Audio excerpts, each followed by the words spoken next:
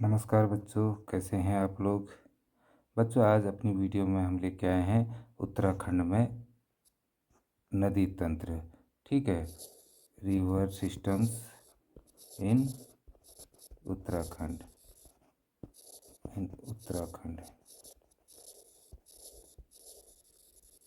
ठीक है बच्चों, तो यहाँ पर हम पहले बात करते हैं बच्चों आपके यमुना नदी तंत्र की। ठीक है, तो यमुना नदी तंत्र की जैसा कि आप देख पा रहे हो इस पिक्चर में बच्चों, ये यहाँ पर आपका ये है आपके बंदरपूछ पर्वत। इसे आप बंदरपूछ ग्लेशियर भी कह सकते हैं, जो कि उत्तरकाशी में है। यहीं से यमुना नदी स्टार्ट होती है बच्चों। ठीक है, यमुना नदी यहीं से स्टार्ट होती है और यमुना नदी जब कुछ आगे तक बढ़ती है तो यहीं पर बंदरपूछ ग्लेशियर से ही इससे की पहली जो सहायक नदी मिलती है वो मिलती है यहाँ ऋषि गंगा नदी। ठीक है बच्चों, तो ये ऋषि गंगा नदी यहाँ पर इससे संगम करती है, इसके साथ संगम करती है। उसके बाद ये नदी थोड़ा सा अपना प्रवाह बढ़ा करके आगे बढ़ती है। आगे बढ़ते हुए इसे आगे जा कर के यहाँ पर इसी बंदरपुर ग्लेशियर से ही कौन सी नदी मिलती है, हनुमान गंगा लिखा है बच्चों। हनुमान गंगा नदी ये यहाँ पर यमुना नदी के साथ मिलती है हनुमान चट्टी पर। ये ऋषि गंगा कहाँ पर मिलती है, जानकी चट्टी पर बच्चों। ये भी उत्तरकाशी में है। जानकी चट्टी यानी कि जानकी माता सीता माता को कहते हैं, तो वहाँ पर उन्हीं के नाम से यहाँ इस जगह का नाम जानकी चट्टी पड़ा है। तो आगे जा कर के नदी जो है हनुमान चट्टी पर मिलती है। हनुमान जी को तो आप जानते हैं, तो उन्हीं के नाम पर इस जगह का नाम पड़ा है। तो ये हनुमान चट्टी पर मिलती है कौन सी नदी, हनुमान गंगा बच्चों। उसके बाद थोड़ा आगे चलती है ये नदी, आगे बढ़ती है तो यहीं पर जो है आपको ये नदी आ कर के एक नदी आती है, उसका नाम है कमलगाड़ नदी। ठीक है बच्चों, ये कमलगाड़ नदी यहाँ पर नौगांव, ये भी उत्तरकाशी में है ये नौगांव। तो उत्तरकाशी में ये नदी अपना संगम बनाती है नौगांव नामक जगह पर। फिर यमुना थोड़ी चौड़ी होकर प्रवाह अपना बढ़ाते हुए कहाँ प्रवेश कर जाती है, देहरादून ज़िले में प्रवेश कर जाती है बच्चों। ठीक है, तो बीच में मुख्य छोटे छोटे गाड़ गधेरे जो हैं वो उनको मैंने यहाँ पर नहीं दिखा रखा है, शो नहीं किया है, क्योंकि वो आते भी नहीं है एग्ज़ाम में। तो मुख्य मुख्य नदियाँ जो यहाँ पर यमुना की सहायक नदियाँ उनको यहाँ पर दिखाया है। तो आगे चलते हैं बच्चों, आगे है उत्तरकाशी जब ज़िले से जब यमुना नदी देहरादून में प्रवेश करती है तो जा कर के कहाँ पर इससे एक संगम मिलता है, टॉन्स नदी का संगम मिलता है। टॉन्स नदी जो यहाँ से इधर से हिमाचल के बॉर्डर से होते हुए यहाँ तो आती है और यहाँ पर कहाँ, कालसी, जहाँ पर से अशोक के शिलालेख मिलते हैं। पिछली वीडियोज़ में हमने काफ़ी बात की है से, तो कालसी नामक स्थान के पर काफ़ी देर तक हमने वार्ता की है। तो वहाँ पर ये टॉन्स नदी यमुना नदी के साथ संगम बनाती है। ठीक है बच्चों, देहरादून पश्चिम में है ये। और उसके बाद जब आगे जब चलती है नदी तो ये नदी यहाँ पर आकर के देहरादून बॉर्डर के पास और इधर से हिमाचल की सीमा से होते हुए यहाँ पर जब मिलती है, ठीक है, तो बच्चों ये नदी क्या करती है, यहाँ पर डाक पत्थर बैराज है एक। ठीक है, डाक पत्थर बैराज, तो यहाँ पर से एक शक्ति नहर गई हुई है। ये नहर आप देख सकते हैं। तो यहाँ शक्ति नहर पर एक आशारोड़ी है जगह, वहाँ से देहरादून में ही है। तो वहाँ से आती है आसन नदी बच्चों। कौन सी नदी, आसन नदी। ये मैंने क्वेश्चन में भी डाला है कि टॉन्स नदी के बाद कौन सी नदी का संगम होता है यमुना नदी के साथ। तो ये आसन नदी का संगम होता है बच्चों। ठीक है, कहाँ पर ये होता है रामपुर मंडी पर, रामपुर मंडी पर। तो यहाँ पर से ये नदी जो है, ये जो शक्ति नहर थी इसी के साथ मिल जाती है आसन नदी रामपुर मंडी पर, और जा कर के ये यमुना पर मिल जाती है, पुनः यमुना नदी में मिल जाती है। और इस तरीके से ये उत्तराखंड का बॉर्डर पार करते हुए यूपी में पहुंच जाती है बच्चों।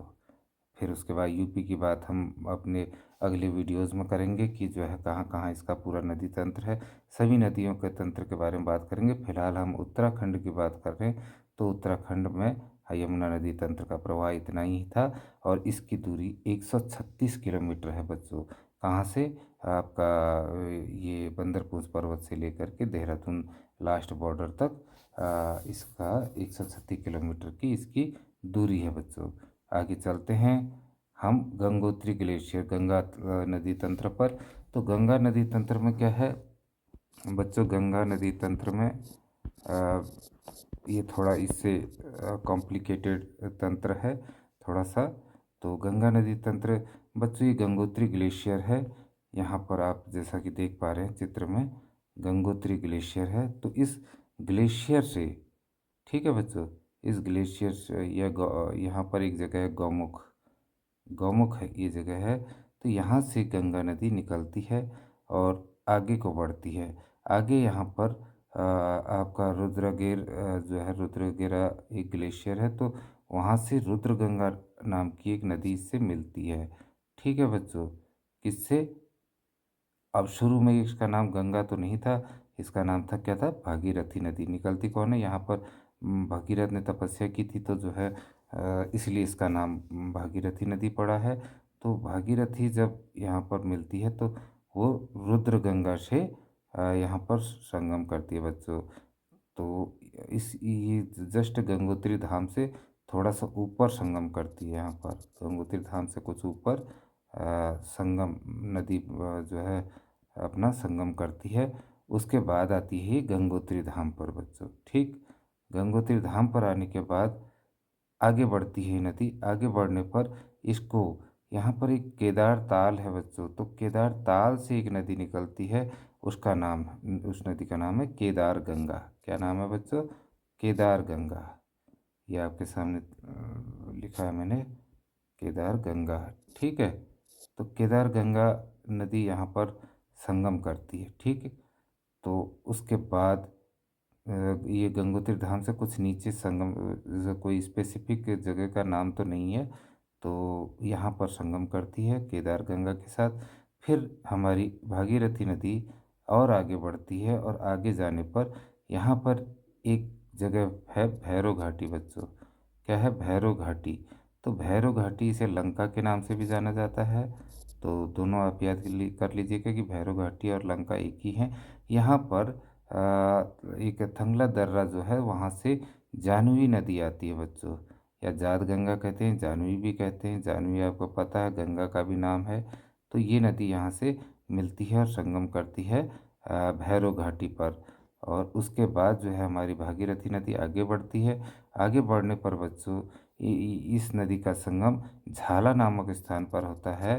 किससे? सिया गंगा से। एक नदी आती है सिया गंगा, वो यहाँ पर संगम करती है। उसके बाद हमारी भागीरथी नदी और आगे बढ़ती है। आगे जाने पर यहाँ पर डोडी ताल है एक जगह। तो डोडी ताल से एक नदी निकलती है, उसका नाम है आसीन गंगा बच्चों। तो आसीन गंगा फिर आपका यहाँ पर गंगोरी नामक स्थान पर हमारे भागीरथी नदी से संगम करती है। ठीक है बच्चों। ठीक, उसके बाद गंगा नदी ये भागीरथी नदी और आगे बढ़ती है। आगे बढ़ने पर इसे यहीं पर वरुणा नदी के साथ संगम करती है बच्चों ये। ठीक है, उत्तरकाशी बाजार आ जाता है यहाँ पर। तो उत्तरकाशी मार्केट में ही ये जो है वरुणा नदी के साथ संगम करती है। कौन? भागीरथी नदी। ठीक है, क्योंकि बड़ी नदी है इसलिए इसी के नाम से हम आगे बढ़ेंगे। तो भागीरथी नदी नदी जो है और आगे जाती है और आगे जाने पर बच्चों ये यहाँ पर आती है टिहरी पहुँच जाती है। टिहरी ज़िले में पहुँचने पर एक जगह है गणेश प्रयाग। प्रयाग किस जगह को कहते हैं? जहाँ पर दो नदियों का संगम होता है, इसीलिए इस जगह का नाम गणेश प्रयाग पड़ा है। और यहीं पर बच्चों क्या है कि आपका टिहरी डैम, जो टिहरी डैम है वो यहीं पर बना हुआ है। ठीक है, यहाँ पर एक नदी आती है बच्चों। ठीक, कौन सी? खतलिंग ग्लेशियर से आती है भिलंगना नदी। तो भिलंगना नदी जो है ये ग्लेशियर से आती है और जाकर के किससे मिलती है? भागीरथी नदी से। और भागीरथी नदी से मिलने से पहले इसकी सहायक नदियां हैं, जो कि एक है बाल गंगा ठीक है, ये नदी आ रही है बालगंगा। और दूसरी नदी है आपकी धर्मगंगा, और धर्मगंगा के साथ ही मिल जाती है दुग्धगंगा। तो ये 3 नदियाँ इसकी भिलंगना नदी की मुख्य सहायक नदियाँ हैं। तो ये आकर के यहाँ पर मिलती हैं, कहाँ पर, इस जगह पर। ठीक है बच्चों, इस जगह को कहते हैं घनशाली। ठीक है, और ये जो आपकी बालगंगा और धर्मगंगा थी, ये बूढ़ा केदार पर मिलती हैं। तो बूढ़ा केदार से मिल करके आकर के भीलंगना पर मिलती है, और भीलंगना है घनशाली जहाँ पर है, वहाँ पर भीलंगना नदी के साथ संगम बनाती है। और फिर तीनों नदियाँ एक होकर के जो है आकर के मिल जाती हैं भागीरथी नदी पर। कहाँ पर, इस स्थान पर, गणेश प्रयाग पर। यहीं पर टिहरी डैम बना हुआ है, ये टिहरी डैम, ये मैंने लिखा भी है टिहरी डैम। और यहाँ से गंगा, ये भागीरथी नदी हमारी आगे चली जाती है। तो टिहरी डैम गणेश प्रयाग पर बना है, और किन नदियों पर बना है, भीलंगना और भागीरथी पर बच्चों। ठीक है, तो यहाँ से आगे जाती है ये नदी हमारी, आगे आकर के मिलती है देवप्रयाग पर। कहाँ पर, देवप्रयाग पर बच्चों। तो देवप्रयाग पर आकर के ये नदी मिलती है। यहीं पर आपकी अलकनंदा नदी के साथ इसका संगम होता है, जो कि सतोपंथ ग्लेशियर से निकली हुई है। अलकनंदा, इसके अलकनंदा के भी नदी तंत्र पर हम बात करेंगे। फिलहाल इतना जान लीजिए कि ये सतोपंथ से निकली हुई नदी है। अलकनंदा एक बड़ी और मुख्य नदी है, और विष्णु गंगा के नाम से भी इसे जाना जाता है। ठीक है, तो ये ये यहाँ पर देवप्रयाग नाम स्थान पे मिलती हैं।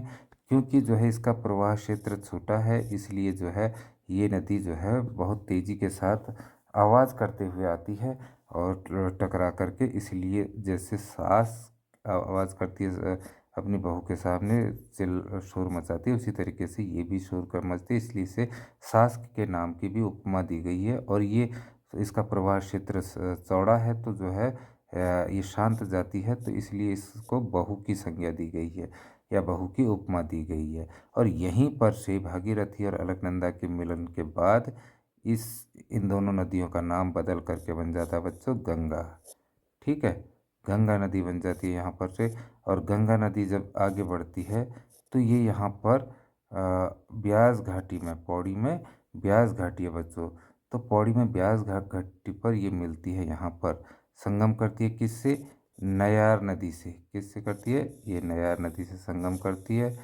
ठीक है, और आगे चल करके बच्चों फिर ये आगे बढ़ने लगती है। आगे बढ़ करके ये जो है रायवाला देहरादून पहुंचती है। वहाँ पर सोम नदी के साथ फिर इसका संगम होता है, और उसके बाद ये हरिद्वार में प्रवेश करती है। हरिद्वार में प्रवेश करने के बाद हर की पौड़ी के पास ये फिर एक नहर के रूप में और एक नदी के रूप में दो भागों में विभक्त हो जाती है, और उत्तराखंड को की सीमा को क्रॉस कर देती है। ठीक है, तो इनका इसका जो है दूरी जो है 201 किलोमीटर है बच्चों। ठीक है, टोटल डिस्टेंस 201 किलोमीटर है, मे बी का संभव है 201 ही है मेरे ख्याल से। तो ये हमारे गंगा नदी तंत्र था। ठीक, अब चलते हैं, हमने अलकनंदा की बात की थी बच्चों यहाँ पर से, कि अलकनंदा क्योंकि यहाँ पर जगह का अभाव था, इसलिए मैंने इसे यहाँ दिखाया है। ठीक है, तो ये सतोपंथ ग्लेशियर है बच्चों हमारा। क्या है, सतोपंथ ग्लेशियर। अब इस सतोपंथ ग्लेशियर में यहाँ पर से आपकी अलकनंदा नदी निकल रही है बच्चों।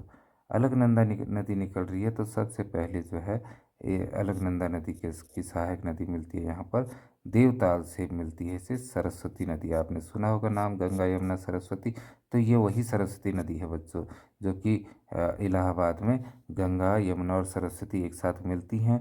तो वो सरस्वती नदी यही है।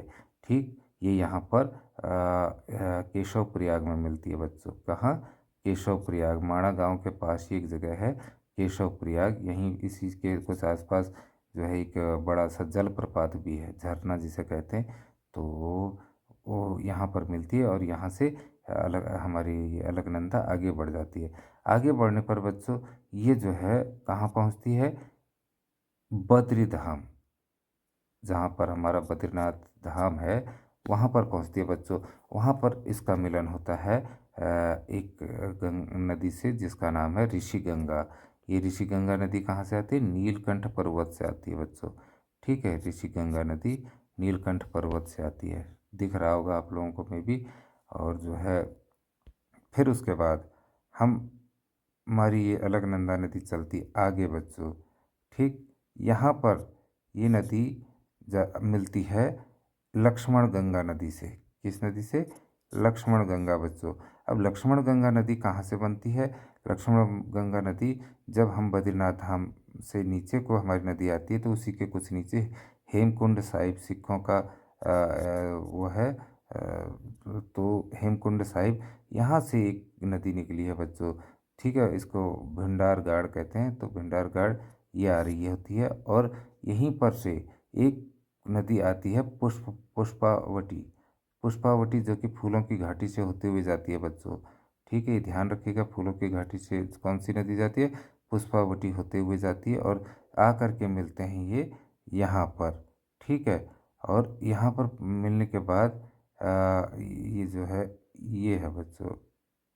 ठीक, यहाँ पर से इस नदी का नाम हो जाता है लक्ष्मण गंगा। ठीक, तो ये घनघरिया नामक स्थान पे मिलती हैं बच्चों। ठीक, कौन सी जगह पर? घनघरिया नामक स्थान पर। और यहाँ से लक्ष्मण गंगा में बदल करके यहाँ गोविंद घाट पर ये संगम बनाती है अलकनंदा के साथ। अलकनंदा के साथ होते हुए फिर उसके बाद हमारी अलकनंदा नदी, क्योंकि बड़ी नदी है तो इसी के नाम से चलेंगे, तो इसी के नाम से आगे जा करके ये नदी कहाँ? विष्णुप्रयाग में मिलती है बच्चों। कहाँ पर मिलती है? विष्णुप्रयाग में संगम बनाती है। किस नदी के साथ? धौली गंगा के साथ। ये आ रही है हमारी धौली गंगा, तो धौली गंगा नदी के साथ संगम बनाती है। ठीक है बच्चों, अब अब हमारी नदी जो है आगे बढ़ती है। आगे भी छोटी मोटी गाड़ गधेरे इसके साथ मिलते हैं छोटी मोटी नदियाँ। मैंने बोला छोटी नदियों को जिनका जिक्र नहीं होता है एग्जाम में तो उनको मैंने नाम नहीं लिया है। हम मुख्य नदियों की बात कर रहे हैं, इसकी सहायक नदियों की। तो यहाँ आगे आके नंदप्रयाग में हमारी अलकनंदा नदी के साथ संगम बनाती है नंदा घुमटी पर्वत से आने वाली नंदाकिनी नदी। कौन सी? नंदाकिनी नदी बच्चों। अभी मंदाकिनी अलग है, नंदाकिनी अलग है। ठीक है, तो मंदाकिनी तो आपके चौरीबाड़ी से आती है, तो जो है वो केदारनाथ से होते हुए आती है। और ये नंदाकिनी नदी नंदा घुमटी पर्वत से निकलती है, ये यहाँ पर आती है और नंद प्रयाग में यहाँ पर संगम बनाती है। फिर हमारी नदी जो है आगे बढ़ती है बच्चों, और आगे बढ़ने के बाद जो है ये यहाँ पर कर्णप्रयाग में, चमोली में ही है ये भी, कर्णप्रयाग। तो यहाँ पर पिंडारी ग्लेशियर से आने वाली हमारी पिंडारी नदी जो है उसके साथ संगम बनाती है बच्चों। कहाँ? कर्णप्रयाग पर। ठीक है, तो ये जहाँ जहाँ प्रयाग लिखा है समझ लो आप संगम वहाँ होगा नदी का। तो इसके बाद हम आगे चलते हैं, हमारी नदी जो है आगे बढ़ती है, आगे जा कर के रुद्रप्रयाग पर। अब यहाँ अभी यहाँ तक आपने देखा था नंदाकिनी नदी से मिल रही थी, यहाँ पर मंदाकिनी नदी के साथ संगम बनाती है, जो चौरीबाड़ी जगह से आ रही थी। मैंने बोला था चौरीबाड़ी से आती है, तो चौरीबाड़ी से आती है और यहाँ पर संगम बनाती है, केदारनाथ होते हुए आती है ये। तो यहाँ पर रुद्रप्रयाग में संगम करती है उसके साथ, अलकनंदा नदी के साथ।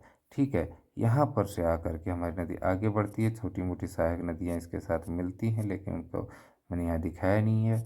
तो यहाँ पर से ये देवप्रयाग में मिलती है, और देवप्रयाग में जाकर के आगे नदी का नाम क्या हो जाता है? गंगा। ठीक है, दोनों नदी मिलके यहाँ पर ये बहू और ये सास, ये मैंने खाली यहाँ पर दिखा रखा है, भागीरथी नदी लिखा है, तो भागीरथी नदी ये आते हुए जो हमने पहली वीडियो में देख रखी है वही चीज़ है। ठीक है बच्चों, तो ये हमारा यहाँ पर नदी तंत्र है। बाकी हम काली नदी तंत्र हमारा है तो उस पर बात करेंगे बाद में, और इससे रिलेटेड जल्दी से कुछ एक क्वेश्चन हम हल कर लेते हैं, देखते हैं कैसा है। तो बच्चों ये अब हम हमारा यहाँ पर नदी तंत्र मैंने आपको समझा दिया है। अब चलते हैं हम क्वेश्चंस पर। तो पहला क्वेश्चन है बच्चों कि भिलंगना की सहायक नदियाँ कौन सी हैं? ठीक है, तो दूध गंगा, बाल गंगा, धर्म गंगा, ऋषि गंगा, हनुमान गंगा, टॉन्स नदी, नंदाकिनी, मंदाकिनी, या लक्ष्मण गंगा, या गोमती, राम गंगा, बनार। ठीक। तो भिलंगना की मैंने अभी बताया था आपको कि दूध गंगा और धर्म गंगा ये दोनों एक साथ मिल जाती हैं और उनके साथ मिलकर के बाल गंगा नदी भी मिल जाती है और तीनों आकर के मैंने बोला था कि भिलंगना नदी बन करके भिलंगना नदी बन जाती हैं और वहाँ मिल जाती हैं। ठीक है। इसके बाद चलते हैं बच्चों नेक्स्ट क्वेश्चन पर। हमारा ऑप्शन जो है ए जो है राइट आंसर है। कौन सा? ए। ठीक। चलते हैं सेकंड क्वेश्चन में। सेकंड क्वेश्चन है बच्चों, पुष्पावती नदी कहाँ से होके बहती है? तो पुष्पावती नदी मैंने अभी आपको बता रखा है वीडियो में बच्चों, बेताल घाट गलत हो जाएगा हमारा। ठीक है। और उसके बाद चलते हैं हम अ, उत्तरकाशी, ये भी गलत हो गया।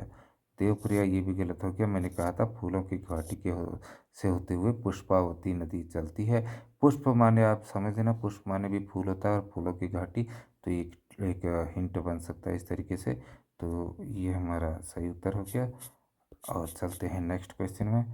हमारा अगला क्वेश्चन है बच्चों, पूर्वी धौली गंगा किसकी सहायक नदी है? बताइए।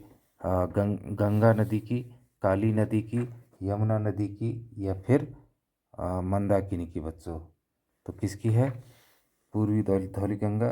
हालांकि ये प्रश्न मैंने अभी तक नदी तंत्र में कराया नहीं, लेकिन पूर्वी धौली गंगा जो है ये पिथौरागढ़ की जिले की ओर बहती है, तो जो है ये काली नदी की है। ठीक है। तो ये काली नदी की है। चौथा क्वेश्चन है बच्चों हमारा, अलकनंदा को और किस नाम से जाना जाता है? अभी मैंने आपको बताया था बच्चों कि कौन सी नदी, मैंने बोला था अलकनंदा या विष्णु नदी। तो ऑप्शन जो है विष्णु नदी सही हो गया। उसके बाद चलते हैं बच्चों अपने अगले क्वेश्चन की ओर। बेताल घाट, सोमेश्वर और हवलबाग कस्बे किस नदी के किनारे बसे हैं बच्चों? देखो, रामगंगा नदी के किनारे तो नहीं बसे हैं, क्योंकि बेताल घाट उसमें नहीं आता है, सोमेश्वर भी नहीं आता, हवलबाग, तीनों से रामगंगा नहीं बहती है। सरयू नदी ये नहीं बहती है, और गगाश नदी ये भी तीनों में नहीं जाती है। और कोसी नदी जो है ये बेताल घाट से भी, सोमेश्वर से भी और हवलबाग से भी जाती है। तो बच्चों हमारे ऑप्शन ए सही हो गया है। चलते हैं नेक्स्ट क्वेश्चन की ओर। अगला क्वेश्चन है बच्चों, सास और बहू किन नदियों के उपनाम है? मैंने अभी बताया था बच्चों कि किस सास की उपमा दी गई है किसको? सास की उपमा दी गई है भागीरथी को, और बहू की उपमा दी है अलकनंदा को।